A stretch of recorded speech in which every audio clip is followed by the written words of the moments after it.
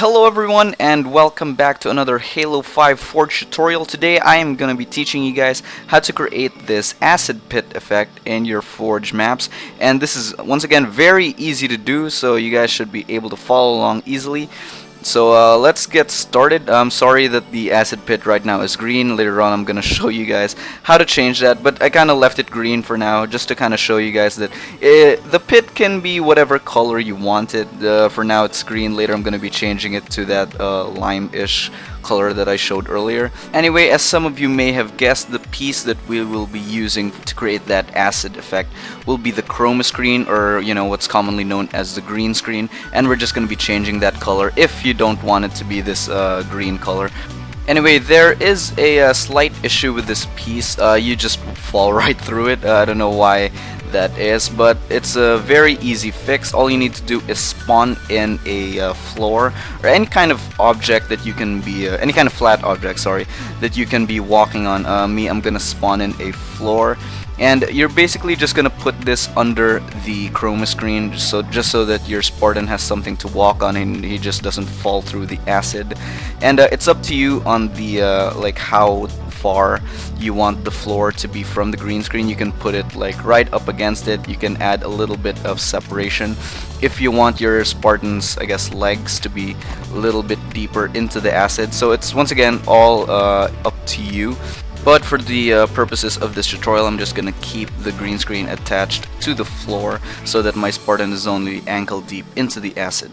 Next object you're going to want to spawn would be the lights, which are very important. Anyway, just go to extras and then lighting, and then just get the light invisible, and it should look a little bit something like this. I'm gonna make sure it's pointed at the acid, as you can see, and I have a lot of these objects.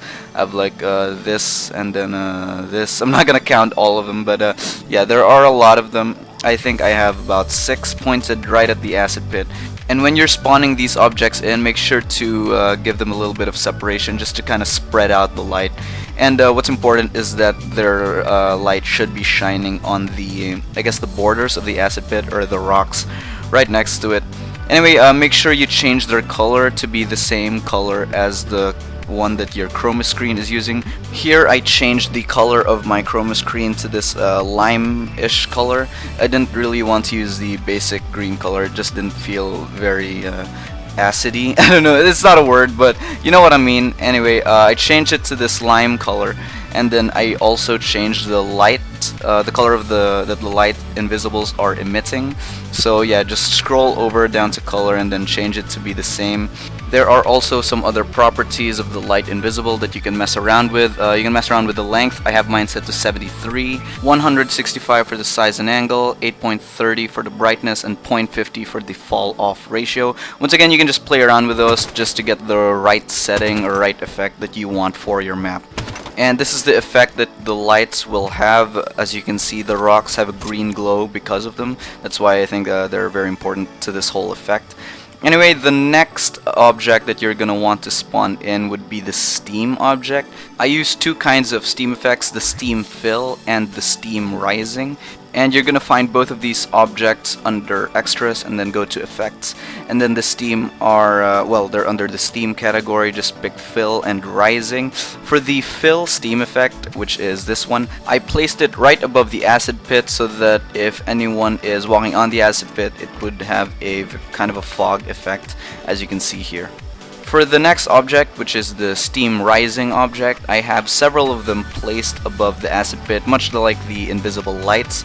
And what they do is, well, it's in their name, steam rising. It creates the effect that the steam is rising, as you can see here. And all this does is that it makes your effect look cooler if anyone is like looking down at it. If anyone's in the actual acid pit, they're not really gonna see this effect.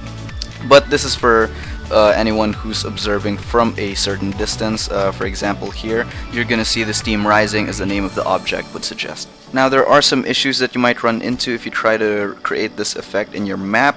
If you're using more than one Chroma Screen, people will be able to see the borders or the line of the borders right here, and it's very easy to fix this. You could just use a larger Chroma Screen piece, or you could push in the borders of the acid pit just to kind of hide it. Lastly would be the effects of the acid pit to any player who falls in it. There are two pretty much. There's the slow death, then there's the immediate death. Me personally, I just go with the immediate death, that being the kill zone, because a slow death or a fire effect does not really fit with the acid pit in terms of appearance. It's not like with molten lava where the smoke would make sense. With the acid pit, I think that it just looks tacky, but it's up to you if you want anyone who falls in the acid pit in your map to die over a certain amount of time rather than die immediately.